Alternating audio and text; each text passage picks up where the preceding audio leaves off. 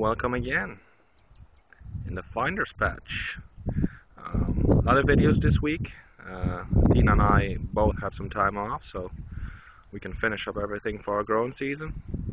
As you can see, our shade net is still nicely up despite some decent wind. Today we've put in irrigation. I'll show you irrigation from the side that shows it best. Over there we hired some cheap labor. Her name is Heather. She lives with us. It's our daughter.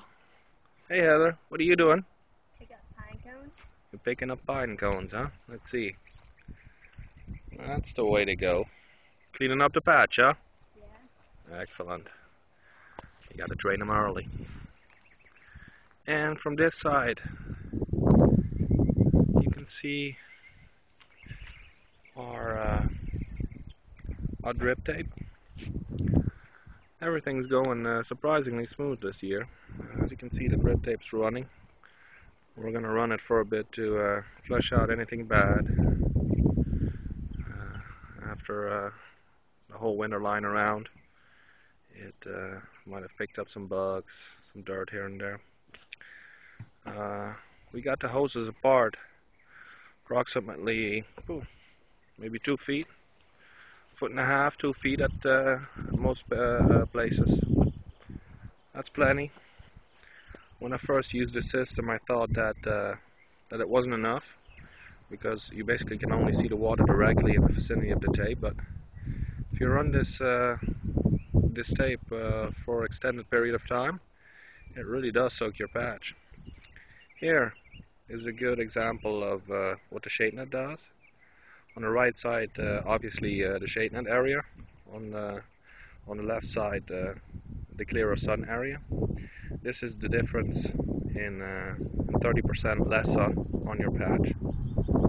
So it's quite obvious, and it's quite a bit on there. It's going to help a lot. We'll walk down to our baseline.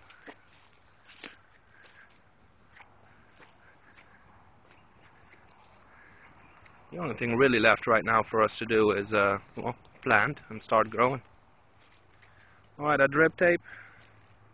This is the big the baseline, or the main line. On this line, let me show you this. We've got these valves, and these valves, the one we're not using, they will allow us to shut off the tape if we don't use it. Well, why would you want to shut it off? Well, this, for instance, is our pumpkin area. The lines run along with the main vines, and with the side vines, I'm sorry. And if we, in this area, would have a pumpkin growing in the vicinity of a drip line, we might want to turn it off. Hence the valves. So if there's a pumpkin too close to a line, which eventually it will be because they get big, we'll turn off the drip tape. Slowly soaking the patch now. Here's Tina. Did a great job, like usual.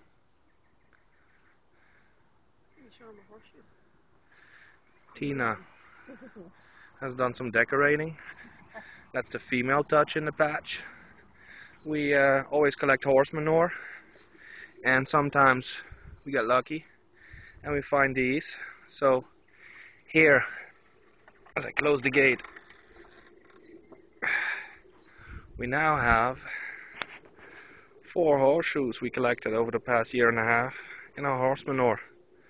They're hanging, well, some folks would call it upside down. They say it has to be hung up. There's different beliefs in regards to horseshoes. We hang them open side down, so all the good luck can pour on our patch. And, well, God knows we need it here. Alright, we'll follow that main line, which runs to our timer. This is our system. We'll cover it up later on. Right now we just got it resting on some big bricks. We got 2 timers here. One is for our misters, which we're not using this year, and it's this one. The other one here is our timer for obviously for the drip tape. Previous years we always been misting, but this year to keep disease off the leaves, we're not going to mist. We're just going to stick with the shade net, a natural shade, and see where that leads us. Our system, courtesy of Dripworks in California. We've got this system now for 3 years. Works perfectly. Just attached to our regular water source. This actually runs to our well, all the way back there in Nipper's Cage. Quite a job digging this out, but absolutely worth it. We now have a water source pretty close to our patch, as you can tell. And that's our watering system for this year. So no misters, just drip tape. And well, last year we had a lot of rain during season, and we actually got away with very little drip tape back then. Obviously, if it rains too much, watering isn't really a good idea. So you can attach actually a weather sensor to your watering system to have it shut off when it rains too much. We visit the patch basically daily during season, so we do it manually. So when it rains, we don't water. And along with the drip tape, we additionally will water a little bit extra with the hose, but only on occasion if it gets very hot. Tina, is there anything you want to add? No, that's it today. Everything's ready to go. Just wait about another 3 weeks, 4 weeks, and we'll be planting. All right. Well, that was basically the final phase. I've added the last amendment today to the soil. Soil is completely done. Drip tape's down, shade net's up.